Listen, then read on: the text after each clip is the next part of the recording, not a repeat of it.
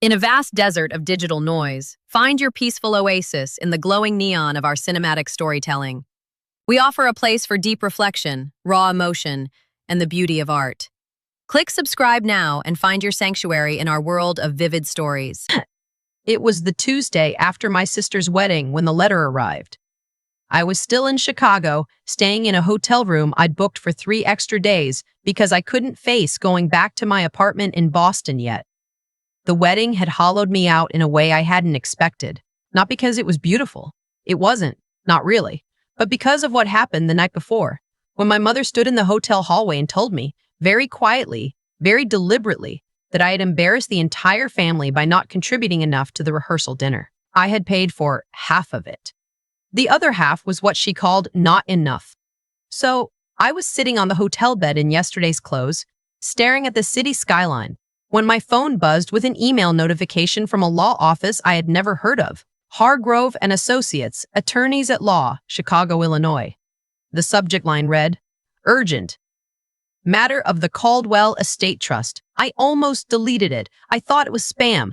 Then I saw my name in the preview. Not just my first name, my full legal name, Elena Marie Voss, and underneath it, a reference number, and the words, "You are named as a primary respondent in a pending civil claim." I opened it. It took me 3 reads to understand what I was looking at. The Caldwell Estate Trust, a private family trust I had never heard of, was citing me as a co-signatory on a promissory note for $230,000. The note had been issued 14 months ago. It had been in default for 6 weeks, and because my name was on it as a guarantor, I was personally liable. $230,000. I'm a licensed architect. I design residential homes for a mid-sized firm in Boston. I'm good at my job. I am not a person who casually guarantees $250,000 promissory notes. Have you ever had a moment where the floor just drops out from under you? Not dramatically, not with a crash, but slowly, like the ground is quietly deciding you don't deserve to stand on it anymore. Let me know in the comments, because I have never felt anything like what I felt in that hotel room. My hands went cold. Then my face. Then something behind my sternum that I don't have a name for. On the nightstand beside me was a folded cocktail napkin from the rehearsal dinner. My mother had pressed it into my hand the night before with a list of what the dinner had cost, itemized, as if I were a vendor she was disputing. I had stared at that napkin for most of the night. Now I looked from my phone screen to that napkin and back again, and something in my chest stopped feeling like grief and started feeling like surgery. I had been here before, not with a promissory note, but with the architecture of this particular betrayal. Yes, I knew this building. I had been inside it my whole life. My name is Elena. I'm 31 years old. I am the older daughter, the responsible one, the one who got the scholarship, the one who sent money home during my mother's second divorce, the one who flew back to Columbus every Thanksgiving even when I had deadlines, the one who paid 3 months of my sister Brooke's rent when she was in between opportunities, which is what our family called the period after Brooke quit her 3rd job in 2 years to pursue content creation full-time. I was not the favorite.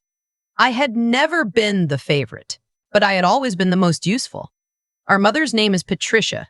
She is 62 years old, recently remarried to a man named Gerald, who owns 2 car dealerships and a very expensive watch collection. She lives in a 4-bedroom house in a Columbus suburb and refers to herself, without irony, as a community leader. She has a chair named after her at her church. She chairs a local women's networking group. She is the kind of woman who frames her selfishness as sacrifice, so expertly that even the people she is exploiting sometimes believe her. I had been believing her in pieces my entire life.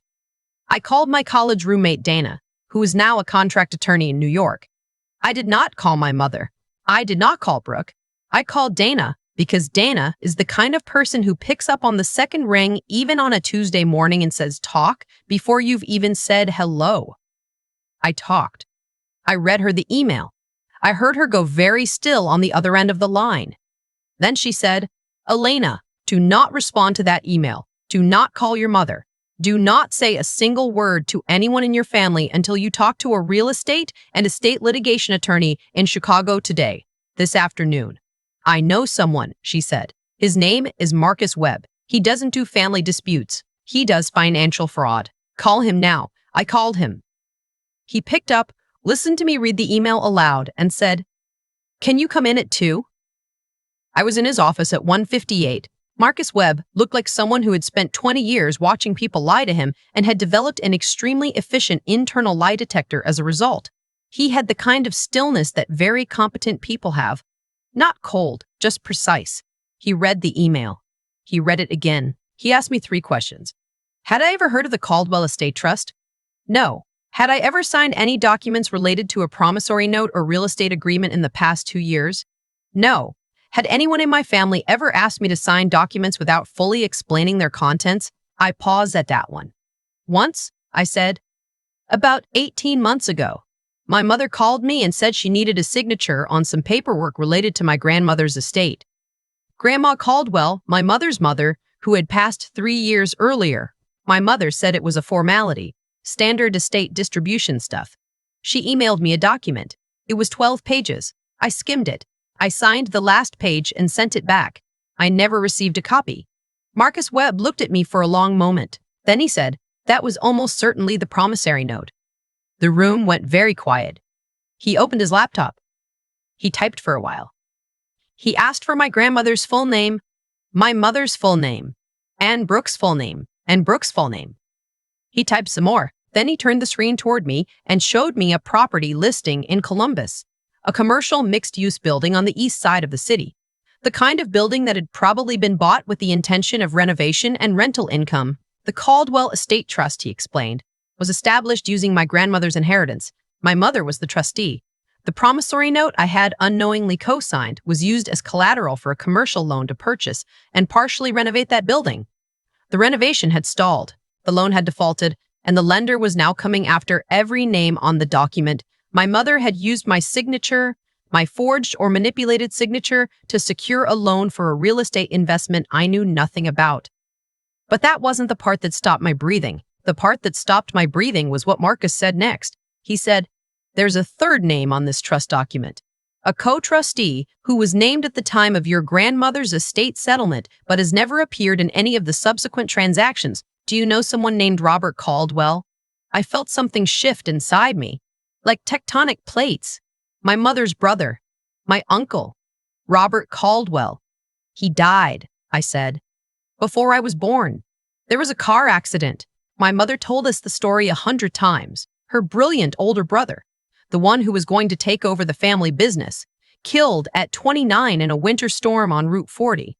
The tragedy that changed everything, the loss that my mother said had defined her entire life, had made her who she was." Marcus Webb looked at me the way someone looks at you when they are about to hand you something very heavy. "Elena," he said, "Robert Caldwell filed a tax return in the state of Illinois 14 months ago." The sound in the room disappeared. I could see Marcus's mouth still moving, but I genuinely could not process what he was saying for about 10 seconds. "He is not dead," Marcus said quietly, "and he has been trying to reach your mother's attorney for the past 6 weeks about this exact trust. He is the reason this matter landed on my desk. He contacted our firm last week, and he has asked if we happened to be representing anyone connected to the Caldwell estate, that we pass along a message." He slid a business card across the desk. It had a Chicago address on it. "He's in the city," Marcus said. "He arrived 3 days ago. He has been here, apparently, since just before your sister's wedding." I drove to the address on the card. It was a quiet building in Lincoln Park, the kind of place that has a doorman and a lobby that smells like fresh flowers. I sat in my car for 4 minutes before I went inside. The man who opened the apartment door was in his late 60s, silver-haired, with my grandmother's eyes. I recognized those eyes immediately. I had seen them in photographs. I had seen them in the mirror. He looked at me for a long moment. His expression was not pity. It was not guilt. It was something more complicated than both of those things. A kind of grief mixed with something that looked almost like relief. "You look like your father's side," he said. "But you have your grandmother's jaw." I don't know what I said. Something inadequate. Something like, "You're supposed to be dead." "I know," he said. He stepped back and opened the door wider. "Come in. I've been waiting a very long time to have this conversation with you." He made coffee. He sat across from me and he told me everything. The car accident was real. He had survived it. He had been in a medically induced coma for 11 days. When he came out of it, he was different. Not cognitively, but in every way that mattered to the life he had been living. He had been an attorney. He had been in managing the Caldwell family's financial assets alongside my grandfather. He had been, by all accounts, the one holding everything together. While he was in the hospital, my mother had made moves. She had convinced my grandfather, who was elderly and frightened and grieving what he believed was his son's imminent death, to sign over primary trust control to her. By the time my uncle recovered, the paperwork was done. He had been reclassified from co-trustee to a secondary beneficiary with no active authority. He fought it. For 2 years, he fought it through the family, through letters, through conversations that my mother reframed to everyone around them as the desperate flailing of a man who was never quite right after the accident. When he threatened legal action, she told the entire family that he had stolen money from my grandfather, that he had fabricated documents, that he was dangerous and unstable. He left. Not because he was guilty, because he understood that he was outnumbered, that my mother had already controlled the narrative so completely that the truth could not find purchase in any of the people who might have helped him. He left and he built a different life, in Chicago, then in Seattle, then back in Chicago. He watched from a distance. He hired people to monitor the trust. And for 28 years, he waited. "Why didn't you come sooner?" I asked. My voice was steadier than I expected. He wrapped both hands around his coffee cup. He looked at the table for a moment before he looked back up at me. "Because I watched you," he said. "For years, I watched what was happening to you. I saw the pattern. I saw how she was using you. I saw every time you paid a debt you didn't owe, every time you absorbed a cost that should never have been yours. And I thought, if I come in too early, if I hand you the truth before you are ready to hold it, you will go right back to her. You will apologize to her. You will find a way to make it your fault." He leaned forward. "The promissory note wasn't the thing that made me call Marcus Webb," he said. "I had been building the case for 2 years already. The promissory note was the thing that told me you were finally ready to fight, not because of what she did to you, but because of how you responded to it. You called a lawyer. You didn't call her." I sat with that for a long time. Then I asked, "What exactly do you have?" He got up and walked to a desk by the window. He came back with a manila folder. He set it on the table between us and opened it.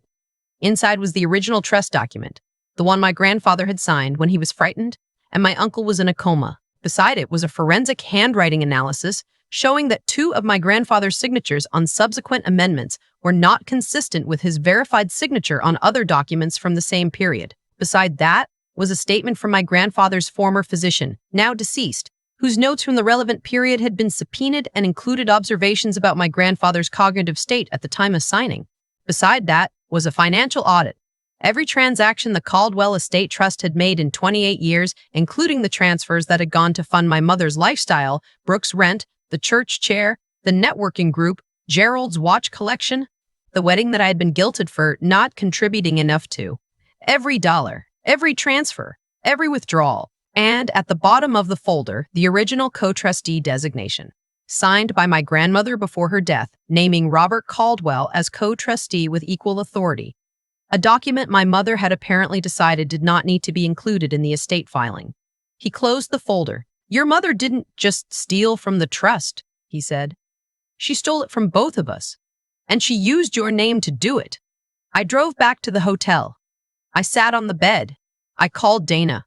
Then I did something I had never done in my 31 years. I did not call my mother back. She had been texting me for 2 days since the wedding. First, the usual performance of warmth. "So wonderful to have everyone together. You looked beautiful, sweetheart." Then, as my silence stretched, the subtle escalation. "Just checking in." Then, "Elena, I really need to speak with you. It's important." Then, that afternoon, the one that came in while I was sitting in Robert's apartment, "I don't know what you think you're doing, but you need to stop whatever you started with this Hargrove firm. You are going to destroy this family. Destroy this family." I read those 3 words 4 times. I thought about the promissory note. I thought about the 18-month-old document I had been told was a formality. I thought about every phone call that had started with, "I hate to ask you this, but," and ended with a dollar amount. I thought about my sister Brooke, standing at her wedding reception in a dress that cost more than my monthly rent, laughing with Gerald about something I would never be included in. I thought about all of it, and for the first time, I did not feel guilt. I felt the complete and total absence of it. The next morning, I met with Marcus and Robert together. It took 4 hours. By the end of it, we had a plan that was not a plan for defending me. It was a plan for dismantling everything. Robert's attorney filed for emergency restoration of his co-trustee status based on the newly surfaced evidence of document fraud. Marcus filed a simultaneous motion to void the promissory note on the grounds of forged guarantor consent, supported by a forensic document analysis that showed the signature on page 9 of that 12-page document did not match my verified signatures from the same period. Specifically, it matched a digital copy of my signature that could be traced back to a PDF I had emailed to my mother 2 years earlier for an entirely different purpose. She had lifted my signature from an old email attachment and applied it to a financial instrument. It was not subtle once someone was looking for it. 3 days later, my mother showed up at my hotel.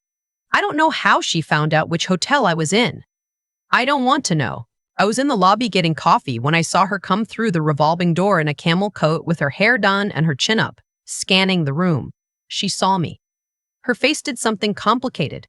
Relief and anger and calculation all moving across it at once, like weather. She walked toward me with her arms slightly open, the way she always approached confrontation, as if it were going to be a hug. I did not move toward her. She stopped about 3 feet away.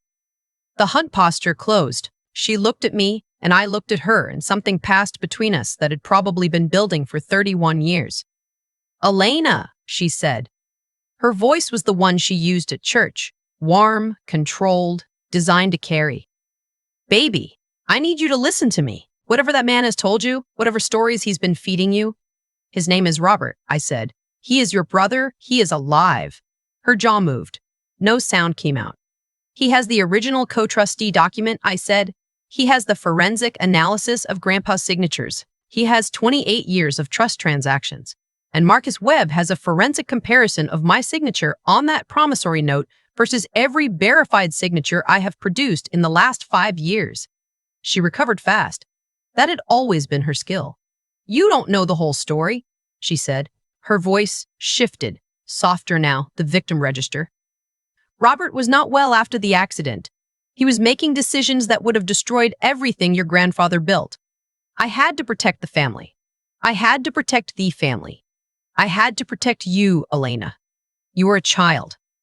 Brooke was a baby. Someone had to hold it all together." "Someone did hold it all together," I said. "For the last 10 years, that was me." Her eyes went sharp. "You have no idea what I sacrificed," she said.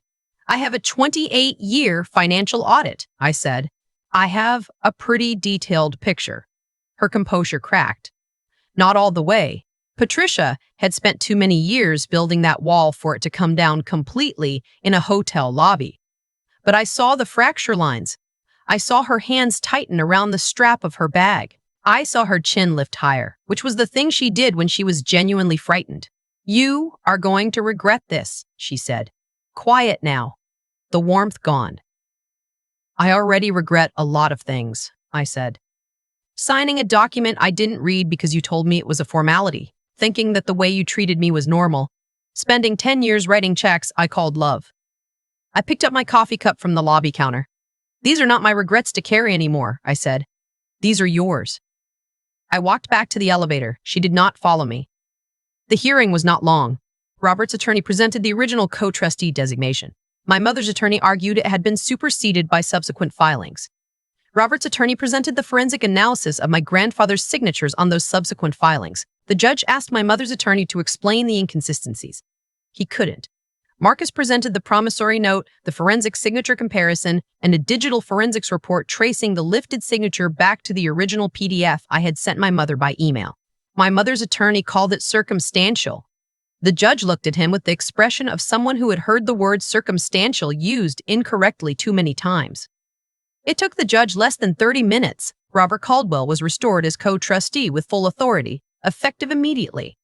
The promissory note was voided as it pertained to me, the guarantor's signature having been established as fraudulent. My name was to be removed from all associated debt instruments, and a formal referral was made to the state attorney general's office regarding the amended trust filings and the signature discrepancies on my grandfather's documents, I watched my mother's face when the referral to the Attorney General was announced.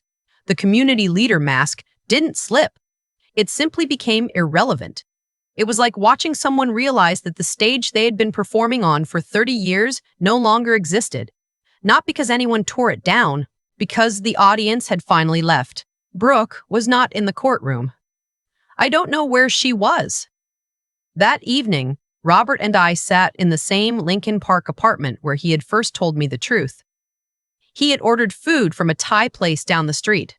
We ate at the small table by the window and watched the city go dark outside. He didn't celebrate. He didn't perform satisfaction. He just seemed quieter somehow. Like a sound that had been running in the background for a very long time had finally been turned off. At the end of the evening, he walked me to the door, and then he stopped, and he turned, and he disappeared into the back room for a moment. He came back holding something I recognized immediately. It was a photograph. Black and white, slightly worn at the edges. My grandmother standing in front of a building I recognized because it was the same building in the property listing Marcus had shown me. She was young in the photograph, maybe 30. She was laughing at whoever was behind the camera, on the back in her handwriting. For whoever ends up being brave enough to finish this. He held it out to me. She wrote that the year before she died, he said. I think she knew, not the specifics, but she knew, she always knew about your mother. I took the photograph. It was light in my hand and heavy at the same time. The way things are when they carry a long story inside them. The building is part of the trust, he said. It needs someone who knows how to design a renovation that actually gets finished. I happened to know a licensed architect. I looked at the photograph. I looked at him, and something in my chest that had been braced for a very long time, maybe my whole life, just let go. I drove back to Boston 2 days later. I did not call my mother. I did not call Brooke. I had one text from Brooke that said, I don't know what you did, but Mom is devastated. You need to fix this, and I read it once and put my phone face down on the passenger seat and drove 400 miles without touching it. When I got home, I sat at my drafting table in my apartment, the same table where I had spent years designing other people's homes, and I opened my laptop. On my desktop was a folder I had created at the beginning of all this, a folder I had labeled grimly and accurately, simply, the mess. Inside it were the emails, the default notice, the documents Marcus had sent, the forensic reports, the court filings, the photograph of my grandmother. I looked at it all. I sat with it. Then I created a new folder and named it something different. I moved the photograph into it. I moved the original co-trustee document, the one my grandmother had signed. I moved the property listing for the building on the east side of Columbus, and then I deleted the mess. I went to the window. My street was quiet in the way that streets are quiet in November. Not peaceful, exactly, just finished with the day. The leaves were gone. The air was the kind of cold that's honest about itself. I thought about what my uncle had said about watching. I thought about what my uncle had said about watching me, about waiting for me to be ready. I had spent 31 years being useful to people who mistook my competence for a resource they were entitled to. I had written so many checks I called love that I had started to forget what love that didn't come with a price tag felt like. But I understood something now that I hadn't before. The promissory note, the forged signature, the $230,000, none of it was actually about money. It was about the last move in a very long game, the last attempt to make sure I stayed attached, stayed obligated, stayed in the position I had always occupied, the one who could handle it, the one who would fix it, the one who could be counted on, to absorb whatever needed absorbing. And instead, I had called a lawyer. That's the thing nobody tells you about finally standing up for yourself. It doesn't feel like victory. Not right away. It feels like grief first. It feels like the mourning of a version of your family you spent your whole life hoping would one day actually exist. But underneath the grief, if you're willing to sit with it long enough, there's something else. Something that's been there the whole time, just waiting for enough space to breathe. It feels like your own life. Finally, unambiguously, yours. If you have ever had to choose between the family you were born into and the person you actually are, I want to hear from you. Leave your story in the comments, and if this reached something in you, please share it with someone who might need to hear it today. And thank you, genuinely, for listening.